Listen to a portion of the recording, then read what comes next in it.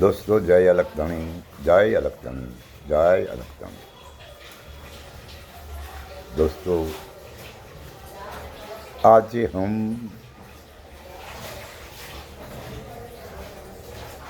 कुछ बातें सुनते रहते हैं। इनमें से आज हमें ऐसा सुना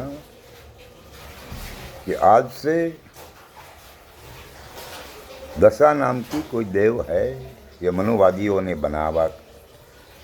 बनाया गया। और मनुवादी की कल्पना और काल्पनिक देवी जिसका नाम दिया गया है दशा, आज ये मूल निवासी लोगों, ये मनुवादियों की सोच साथ मिलकर ये दशा का व्रत रखते हैं। मगर तुम ऐसा क्यों करते हो? ऐसा करने से आपको क्या लाभ होता है? अपने बाल बच्चा, अभी जिन्होंने पता ही नहीं है देव क्या है, देवी क्या है, भगवान क्या है, ईश्वर क्या है, ऐसे व्यक्ति को, इससे बालक को तुम ये भ्रमित जाल में क्यों फंसा रहे हो? दशा तुम्हारी ये व्रत रखने से नहीं मिटेगा।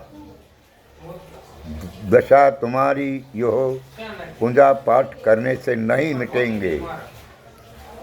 दशा, तुम ऐसी अंधश्रद्धाओं से बाहर आइए और आपका जो सही रास्ता है, यही रास्ता चुनने से, ये अंधविश्वास और अंधश्रद्धा से बाहर आने से आपकी दशा मिट सकती है। और दशा मिटाने के लिए तुम्हें व्रत रहने की कोई ज़रूरत नहीं है। फिर भी तुम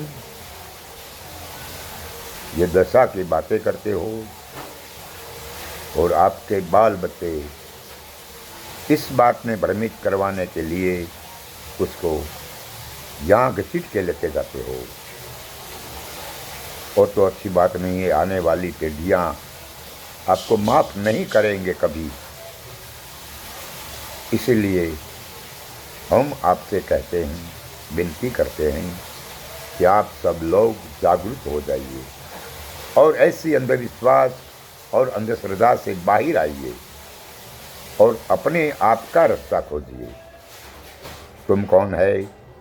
तुम कहाँ के रहवासी हो? तुम्हारे पास कितनी ताकत है? तुम कितने ताकतवर हो? इस सब बात का पता लगाइए। और तुम इस बात से सहमत होना ये अच्छी बात नहीं है, क्योंकि जिसका कोई प्रूफ ही नहीं है और तुम जो दशा के नाम से व्रत करते हो, ये अपने भारत देश के सिवा और देशों में है ही नहीं। ऐसा क्यों? ये सब दिखावा अपने भारत देश में ही क्यों है? बाहर के देशों में क्यों नहीं है? ये सब विचारना जरूरी है। इसीलिए इस सब विचार से आप अपनी राय, अपनी विचार, अपनी सोच समझ लीजिए और कोई महापुरुष के सानिध्य में जाकर अपना रास्ता ढूंढे। ये कामकाज करना एक तो जरूरी है, मगर ये ऐसी सोच जो कभी हुआ ही नहीं है इस देश में, वो काल्पनिक नाम है। इन काल्पनिक नामों से बाहर निकलिए। इनकी सेवा याचना पूजा करना ये अच्छी बात नहीं है। इसलिए आपको जागरूक होना पड़ेगा, क्योंकि अब ये गुजरात में, ये भारत में अब से शुरू हो रहा है व्रत वसूलात का बाना। सब बहन बेटियाँ ये पूजाएँ करवाती हैं और पूजाएँ करता है, वो अच्छी बात नहीं है, जिसे आपको बाहर निकलना पड़ेगा। और अपना रास्ता अच्छी तरह से खोजना पड़ेगा। और जब तक तुम्हें तुम्हारा रास्ता और सही रास्ता जो है वही नहीं स्वीकारेंगे, तब तो तुम बर्बाद हो जाएंगे और हम भी बर्बाद हो जाएंगे जो हमें हमारा विचार नहीं सुनेंगे। तो इसलिए हमें और आपको सभी को एक मिलकर जिस राह पर हमें और तुम्हें चलना चाहिए वही रास्ता ढूंढिए, और इसके सिवा हमारे लिए और आपके लिए कोई अच्छी बात है ही नहीं। इसलिए आप लोग ये अंधश्रद्धा वाली बातों जो है, जो मनीवादियों ने काल्पनिक बातों है, इनसे बाहर निकलिए। कोई साकरिया सोमवार नहीं है, इनकी कोई पूजा करने की ज़रूरत नहीं है, कोई गौरी व्रत नहीं है, इनकी कोई पूजा करनी ज़रूरी नहीं है। और तो सब दिखावा है। और मनुवादियों ये अपनी रोटी बनाने के लिए, अपना खाना के लिए ये सब ढोंग रचाया गया है।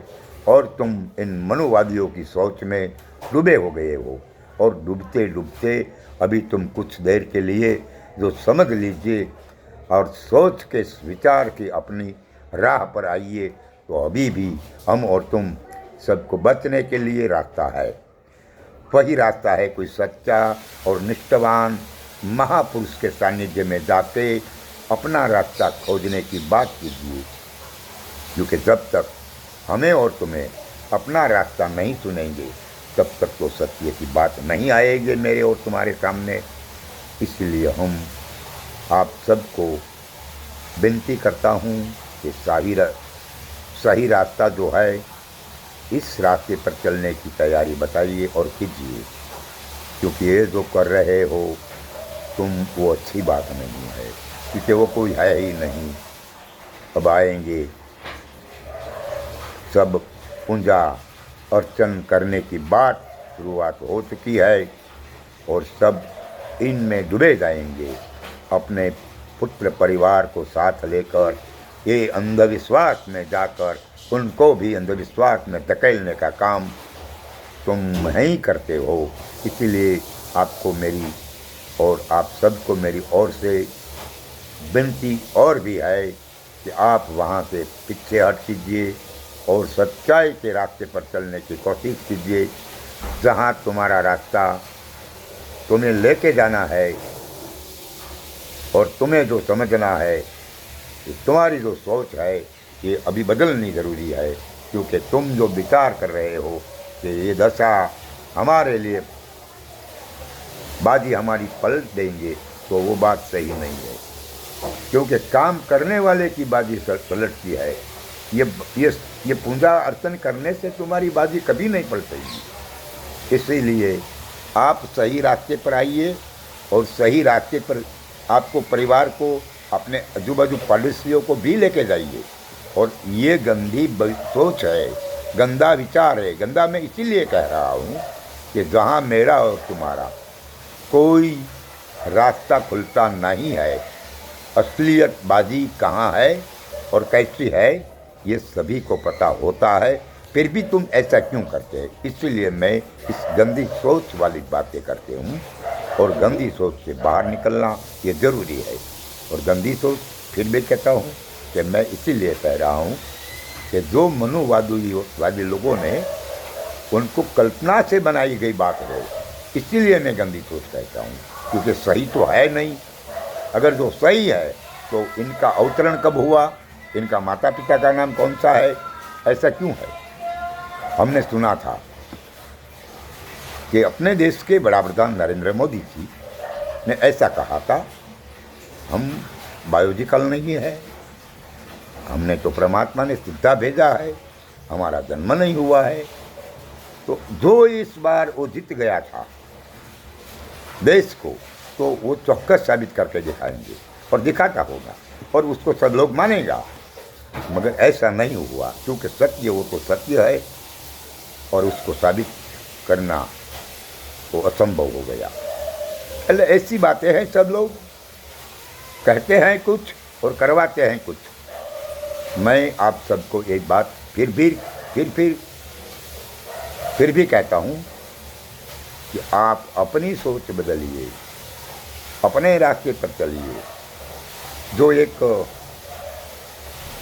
कथाकार जो है उनको दादा जिग्नेश कहते हैं, जिग्नेश दादा के नाम से पुकारा जाता है। तो जिग्नेश दादा ने भी कहा है, वो तो तुम्हें सबने सुना भी है, फिर भी सोचा नहीं है कि ये बात ऐसे है तो हमें वहाँ जाना ज़रूरी नहीं है। ऐसा तो तुम सोच नहीं सकते हो, क्योंकि तुम सब लोग इन मनुवादी की विचारधारा में अंधे हो गए हो, और जो दिखते हो तो इसकी बातें भी सुननी हो, तो तुम आपका विचार क्यों नहीं तो विमर्श हुआ। वो जो कथाकार जिग्नेश दादा कहते हैं कि ये तो हमारा अपना धंधा है, ये लोग हमें पैसा देते हैं और चरण में झुकते भी हैं, और ये कहते हैं कि धंधा बढ़ाने की ज़रूरत है। तो इस वक्त पर जब कोरोना आया था, इसी वक्त पर मैंने कहा था कि देश की जनता को जब ये तुम कहने वाले लोगों मनुवादियों ने इस देश की जनता को भ्रमित करके रख दिया गया है। तुम कहते थे कि यहाँ भगवान है, यहाँ साक्षात्कार प्रमाण है, ऐसी बातों करके इस भारत देश की जनता को बहुत बहुत गुमराह किया। अब समय ऐसा आया है, इस भारत देश की जनता को इस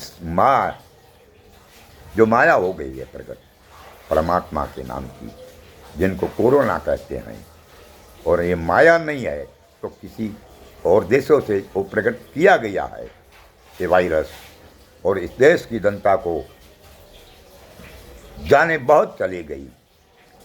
तो इसी वक्त पर ये परमात्मा का चरण लेने के लिए जब मंदिर में आने लगे लोग, तो ये मंदिर में बैठे हुए पुंजारी लोग ने इसी वक्त पर इस मंदिरों में, इस गुरुद्वारों में, इस मस्जिदों में, सभी जगहों पर ताला लगवा दिया और वो अपने घर पे चले गए। तब मैंने कहा था कि इस मंदिर को तोड़ दिया जाए, इस द्वारों को तोड़ दिया जाए। कहाँ, क्यों? तो जहाँ भगवान है ही नहीं। अगर जो भगवान होता तो ये पुंजारी ताला लगा के चले नहीं जाता।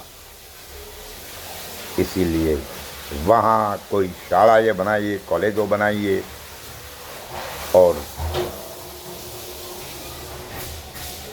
हॉस्पिटलों बनाइए, और वैज्ञानिक लोगों को प्रयोगशाला के लिए प्रयोगशाला बनवाइए।